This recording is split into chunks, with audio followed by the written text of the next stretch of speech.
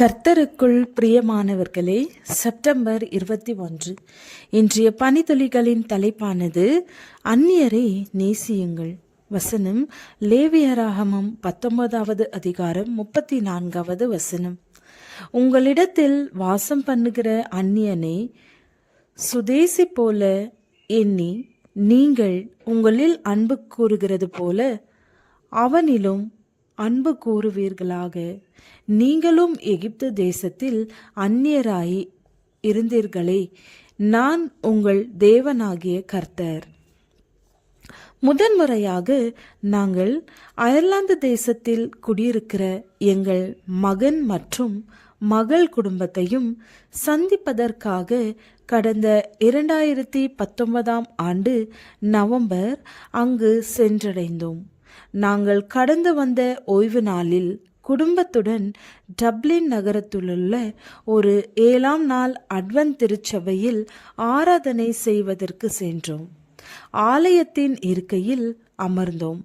நாங்கள் அமர்ந்த சில நிமிடங்களில் எங்களுக்கு அறிமுகமாகாத ஒரு நபர் வந்து நாங்கள் வழக்கமாக இருக்கிற இடத்தை காலி செய்துவிட்டு முன்னால் சென்று அமரும்படி கட்டளையிட்டார். அது அவரும் அவருடைய மனைவியும் வழக்கமாக அமர்ந்திருக்கும் இடம். வேறு இடத்தில் அமர முடியாது என்று சொன்னது எங்களுக்கு மிகவும் அதிர்ச்சியாகவும் அவர் நடந்து கொண்ட விதம் சங்கடத்தையும் ஏற்படுத்தியது.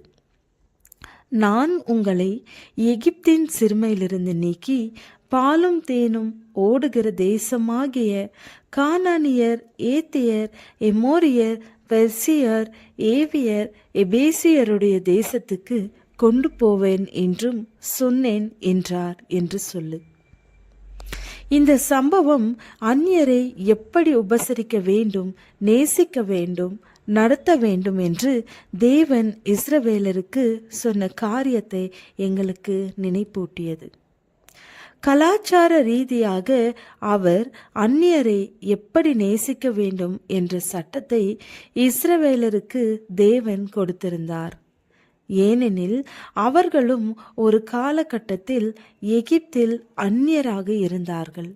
ஆனால் அவர்கள் பிற்காலத்திலே எகிப்தியர்கள் இஸ்ரவேலர்களை நேசிக்கவில்லை, அன்பாகவும் நடத்தவில்லை.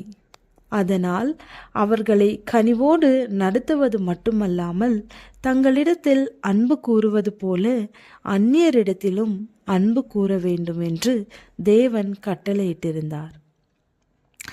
எகிப்தின் அடிமைத்தனத்திலிருந்து அவர்களை மீட்டெடுத்து அவர்கள் வாசம் செய்வதற்கு வாசஸ்தலத்தையும் பாலும் தேனும் ஓடுகிற தேசத்தையும் கொடுத்திருந்தார். அந்த தேசத்தில் குடியிருக்கிற அந்நியரையும் நேசிக்க வேண்டும் என்று கட்டளையிட்டிருந்தார். தேவனுடைய அன்பையும் அவருடைய சத்தியத்தையும் அந்நியருக்கு சொல்வதற்கு தடையாயிருக்கிற கலாச்சார காழ்ப்புணர்வுகள் கலைந்தெறிய தேவனிடம் ஜெபிப்போம். அதிலே வெற்றி பெற்று பரலோகம் செல்ல அநேகரை ஆயத்தப்படுத்துவோம். நாமும் ஆயத்தப்படுவோம். ஜெபம். பிதாவே, பிறரோடு உமது அன்பை பகிர்ந்து கொள்ள உமது அன்பினால் என்னை நிரப்பும். ஆமென்.